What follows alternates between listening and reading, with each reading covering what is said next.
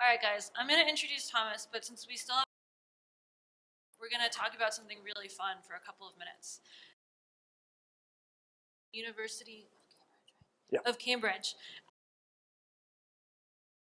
He wrote this paper while he was procrastinating his PhD work, but more is going to talk about type providers, and you'll learn about what adventure games in addition to making your programs. Yeah, so this is actually not my work, but with type providers, you can write these like language plugins that let you generate types, and then you can program against these types. And you'll see a useful way of, this is actually a screenshot from, I think this is from Visual Studio, adventure game type provider, based on adventure game books. Plot of the and the type in the game. Your editor and and it's been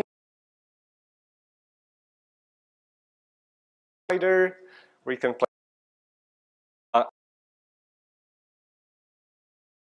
It communicates via. So the Haskell people will get. There's an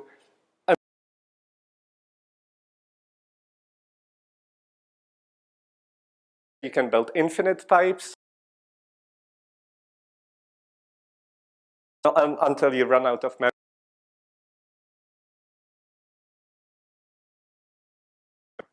All right, I think we minutes. So now I.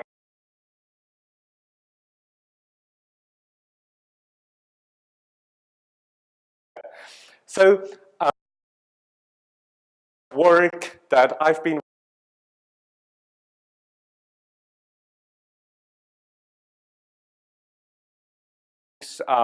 who's been an amazing contributor to the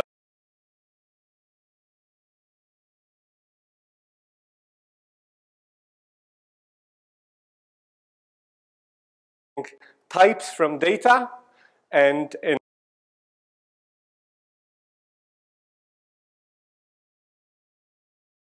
XML files as two examples, but it would.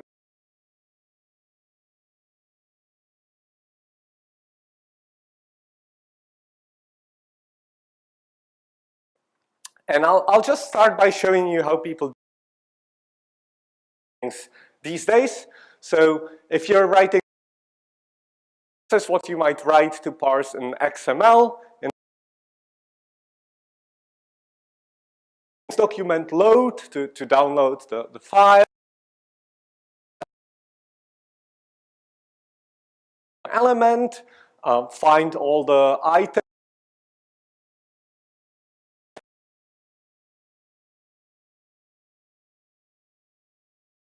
It's not called text.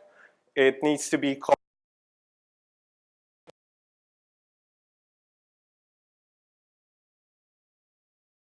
The things that really matter here are the little strings.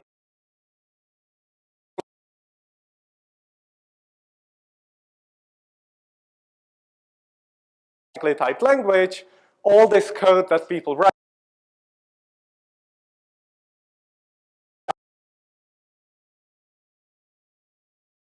Name, or you will, it can fail or it will.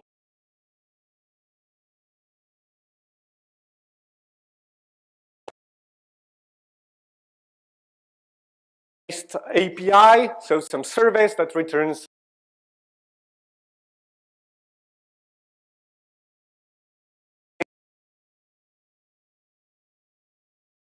And when you go to the website,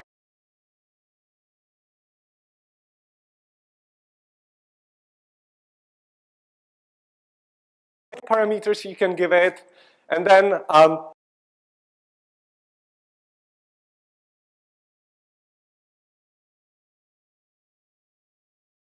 internet, there's no schema, and so they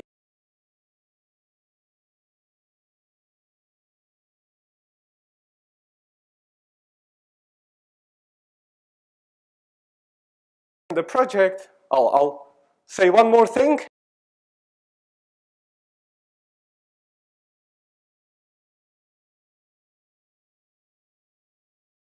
This sample document and manually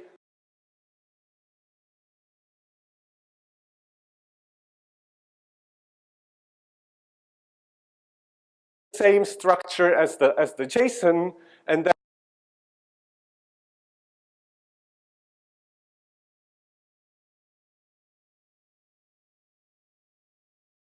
just to sort of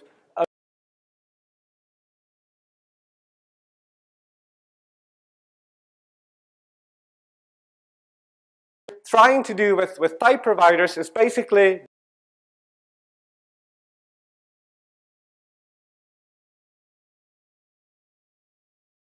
a structured document. So I want to show you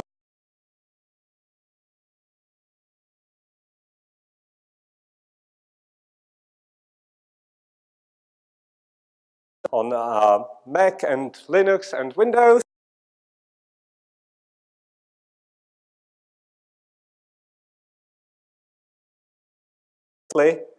And here's the RSS feed. So this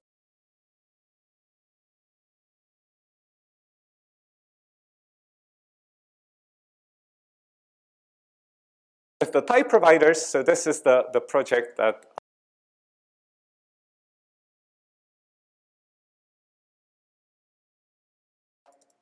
give me a type, name it RSS.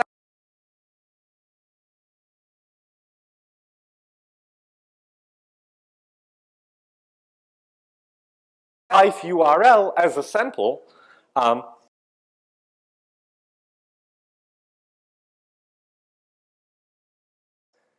I can run this, and then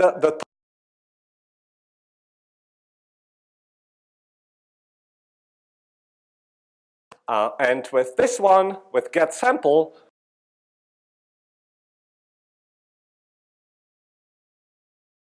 it will download the data, and you just see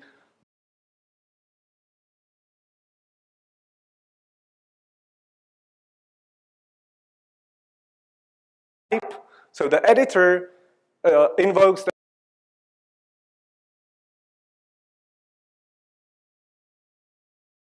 on the sample. So here, channel and version.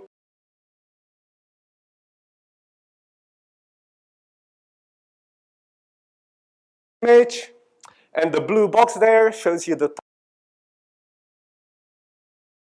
link, and items is a collection of some things. The collections over the, and for every item, like for example, title.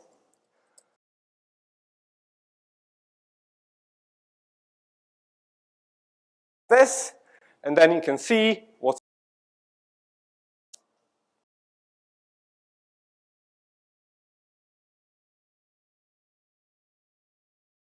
so the important thing here is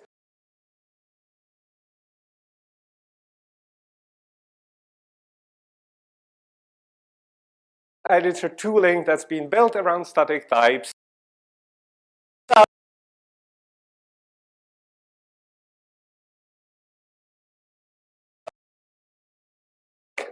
There's a couple of things.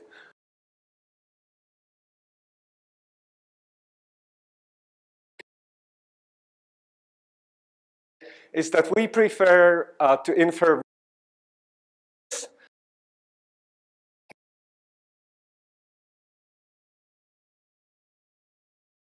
members are. So if you have, for example,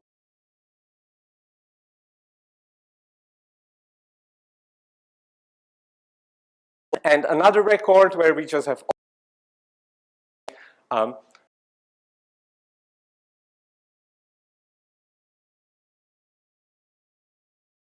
because it's available in one of the records but not in the other.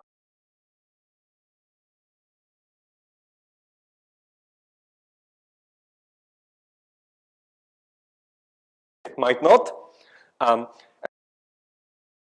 You'll have to check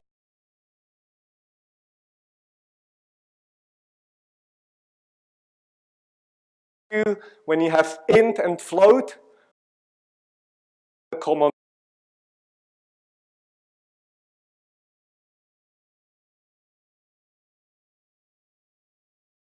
where you have lots of floats and one integer.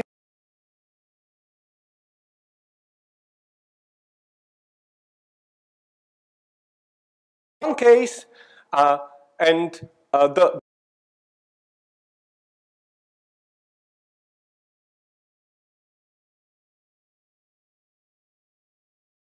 have location, which is either a pair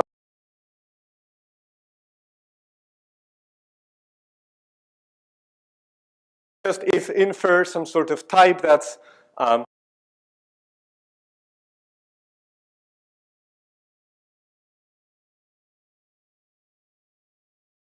and then sort of say, is it this case or that case? And then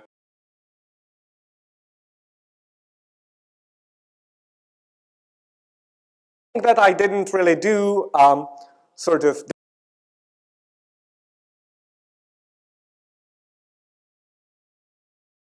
just the same URL.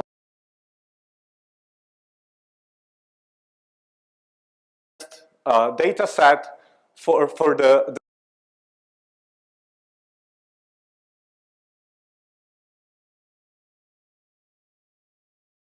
which is slightly different, where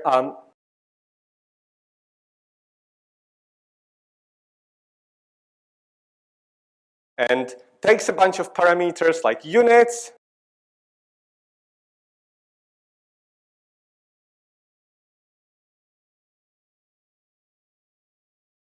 and then you have to give it some API key.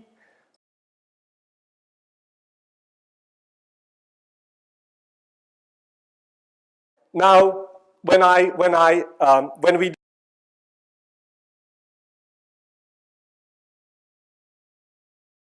compile time statically, and I just put in reality, in the application, we'll then want to call it at runtime, and that you can do. That's the typical sort of use case. Once I have this inferred type, which is based on the statically available sample code, and here I can give it a different URL, so we can see what's the weather forecast in Santa Barbara.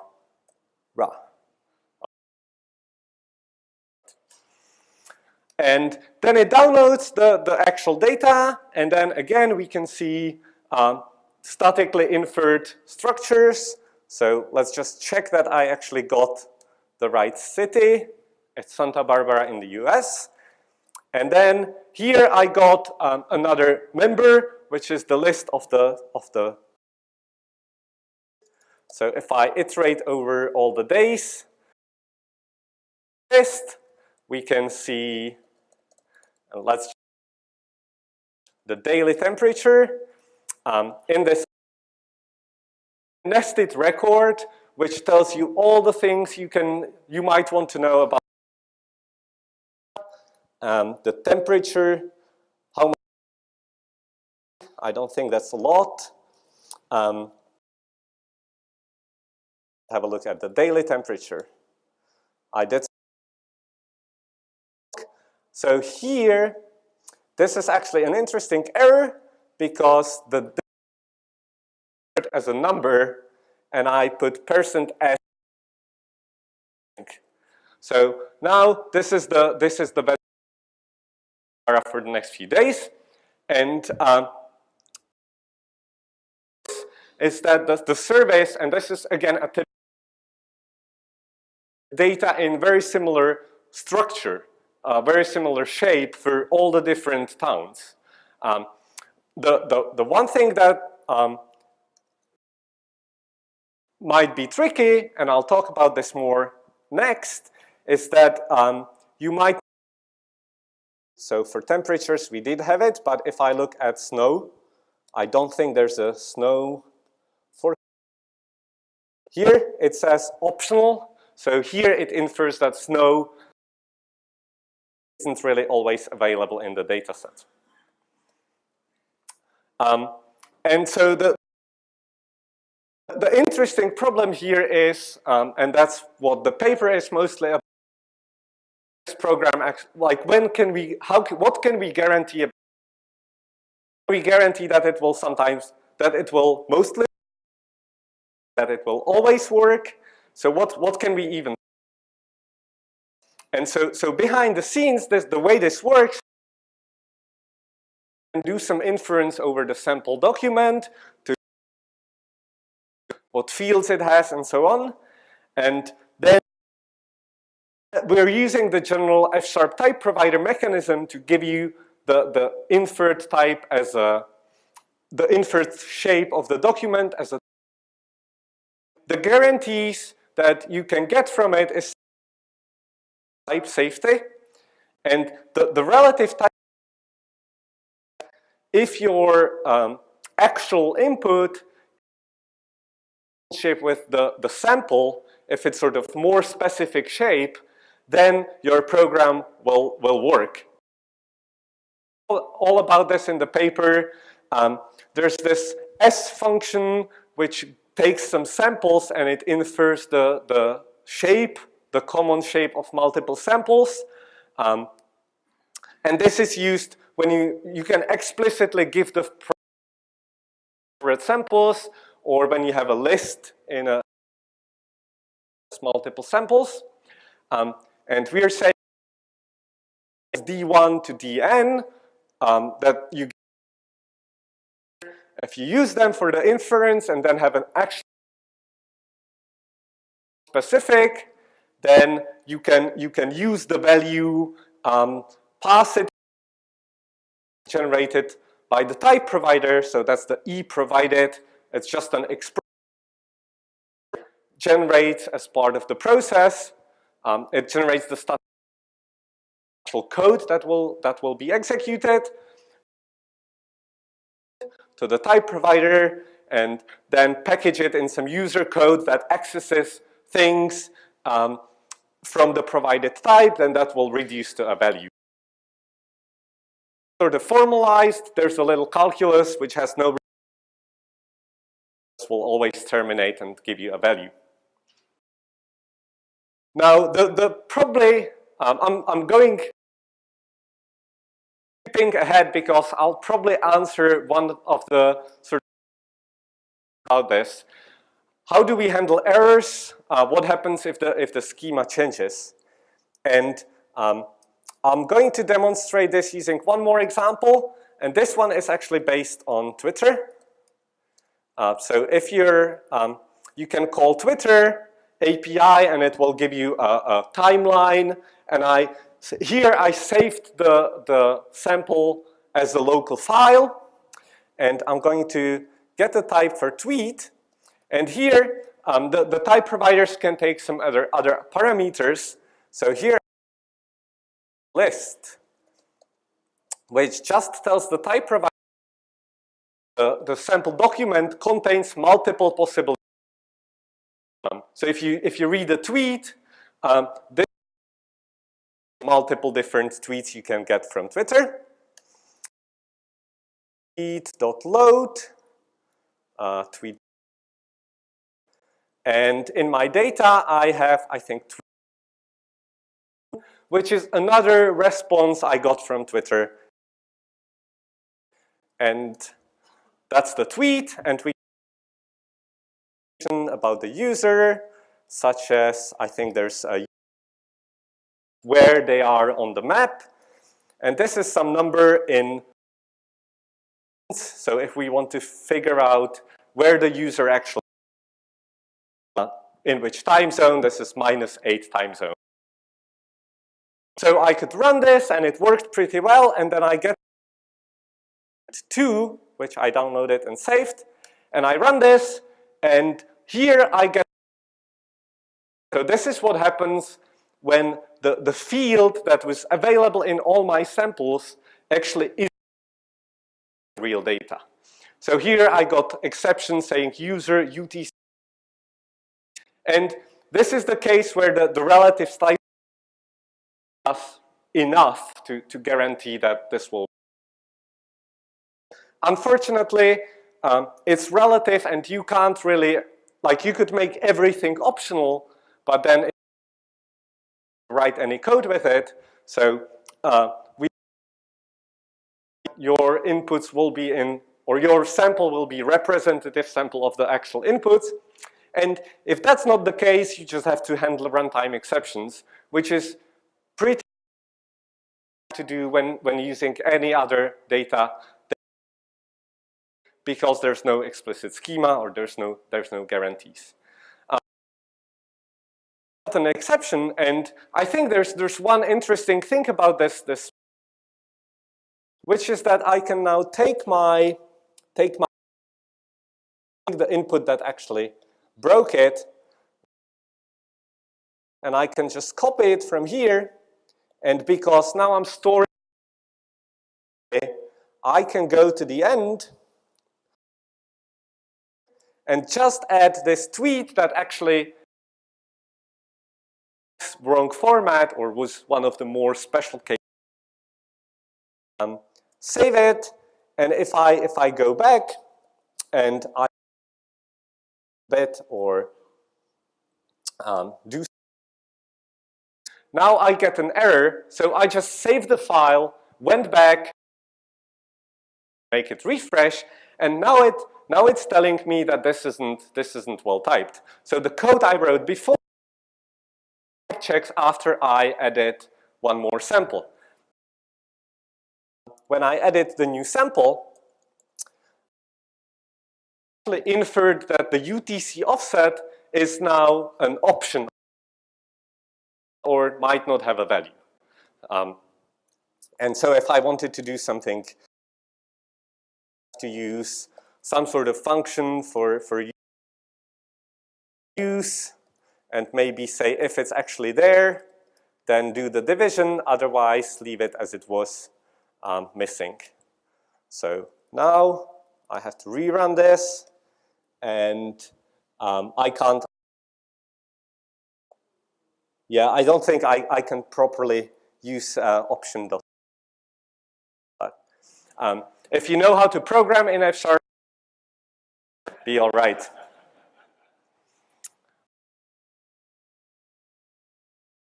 Interesting thing, and I think one sort of actually important is that when we added this new sample, it did the inferred types.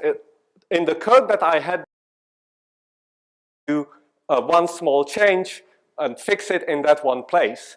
And this is something that's sort of described in the paper as well. And the idea is when you add more samples, it will only change the inferred type, the provided types in a very limited ways.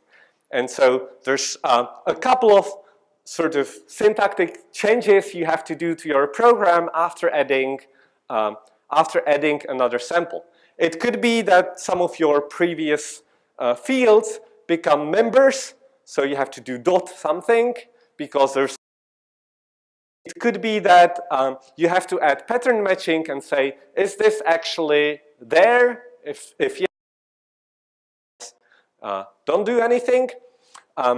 Or the types can change. So if I add floating point, convert it to integer explicitly. Sort of the bigger picture about the work, do some language design, a couple of practical concerns that partly follow from the. We choose to prefer records because then you get the dot completion, which is something that the people in the quite a lot. We are trying to be more predictable. Third types look, because this idea of people feel like they want to actually understand how. There's one more thing that I didn't really talk about very much. A number of, say, in HTML, like heading, paragraph, and image. We make the open world assumption, which is that if there's heading, paragraph, and in the input as well. So we'll make you write one of the ones that were explicitly listed in the sample. So to wrap up, it has been implemented. It has been implemented when I was procrastinating from my PhD, working on the paper. It's used by many people. So it works in practice. And I think this idea of relative type safety is something you basically have to do when you work with, is an important thing that might be useful in other areas.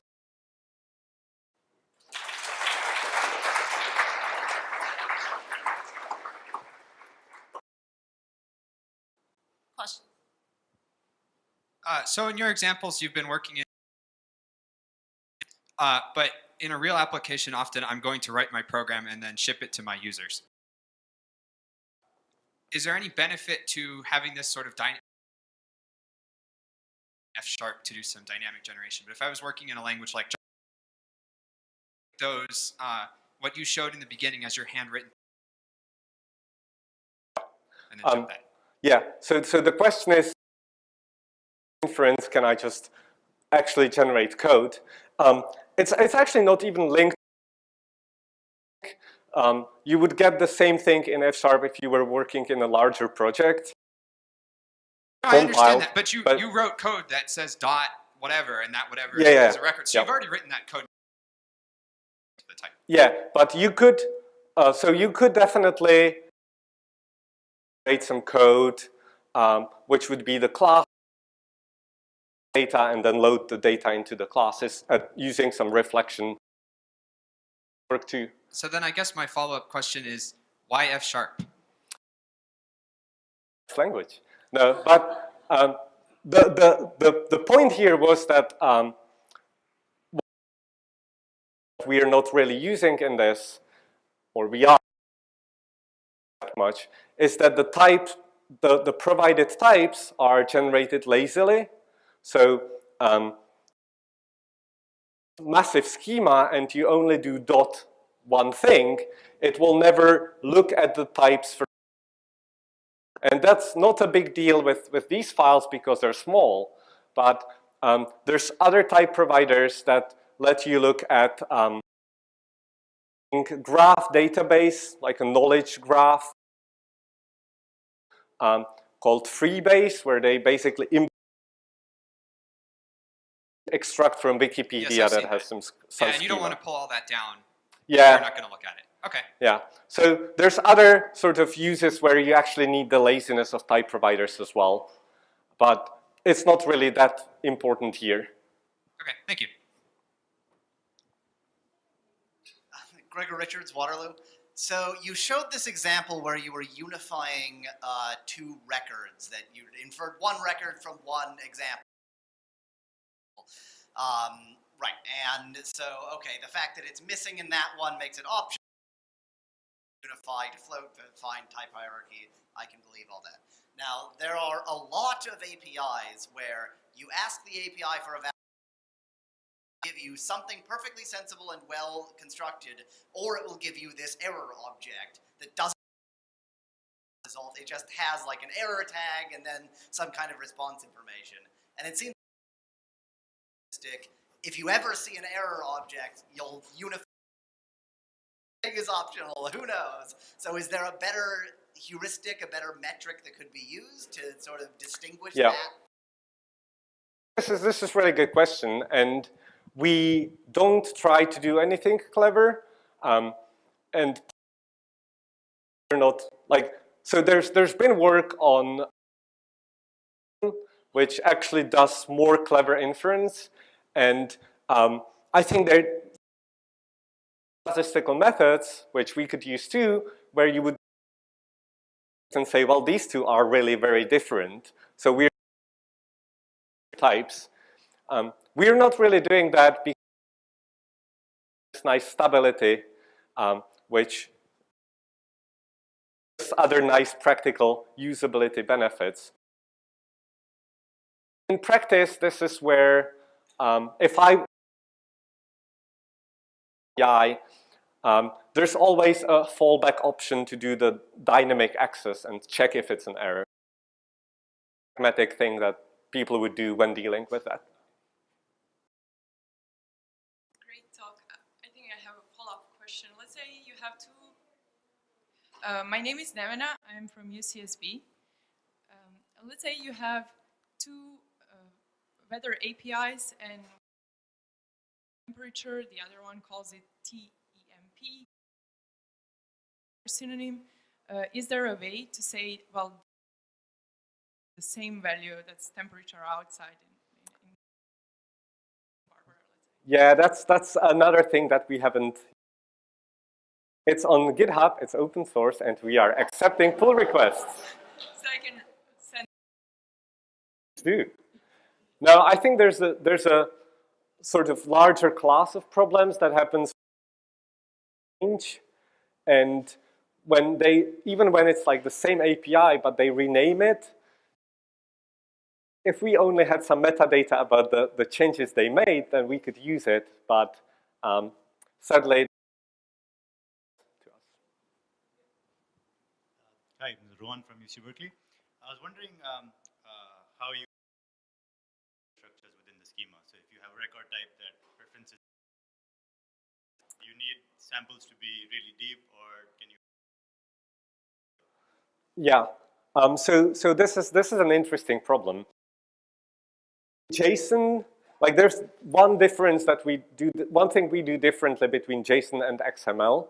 In JSON, the records don't have names. So the structure is all we know about them. And there we don't try to unify sort of records that would be nested within other records. In XML, the records are named, and we have an option that says unify records with the same name. And that sort of works nicely for those documents which are like HTML style, where you can nest things. We do handle recursive structures, but again, it's something that you could probably do better, more general. All right, let's thank Thomas again.